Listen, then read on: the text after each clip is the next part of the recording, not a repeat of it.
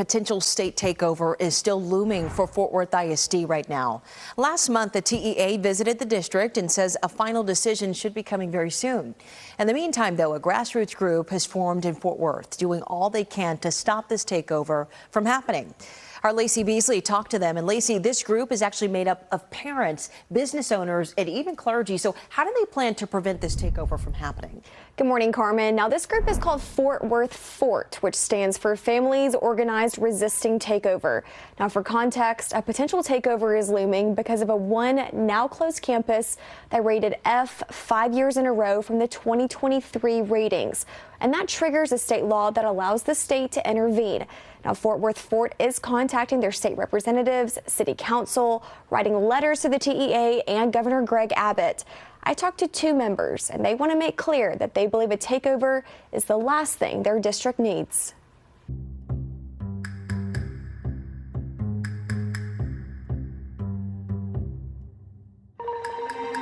This idea that the state would take over a district based on one failing school, that they would take over the whole district, that seemed completely illogical to me. One of our main slogans is preserve local control.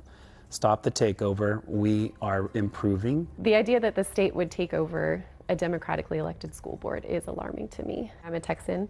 This is not a Texan value to usurp local control. These ratings are from 2023.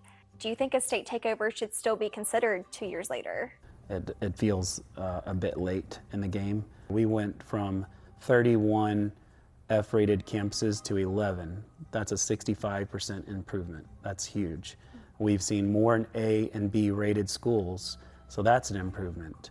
But whenever the STAR testing and the TEA moves the goalpost every couple years, you have to adjust. And so what's alarming is that they would disregard that and say we still need to take over. What would you have to say to people who think, well, the takeover is needed? You know, kids aren't reading at grade level. This school rated F 5 years in a row. We need a takeover.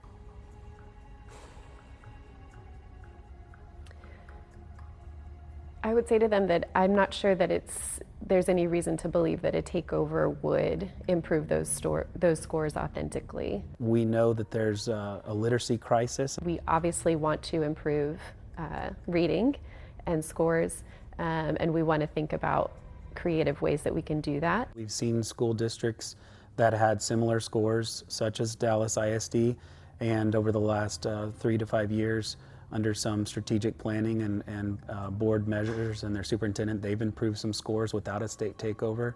Whether your kid is in an A-rated school or an F or D-rated school, we need people that are well-rounded and not just know how to take a STAR test. Do you guys want to see Dr. Karen Molinar stay?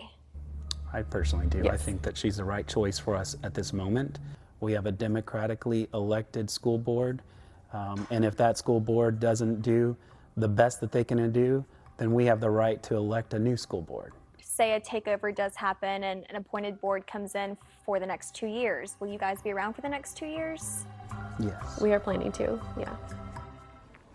Now, if you would like to get involved with the group, you can volunteer with them. We'll have a link within this web story on cbstexas.com. Or they encourage you to reach out to your state representative and say no to the takeover.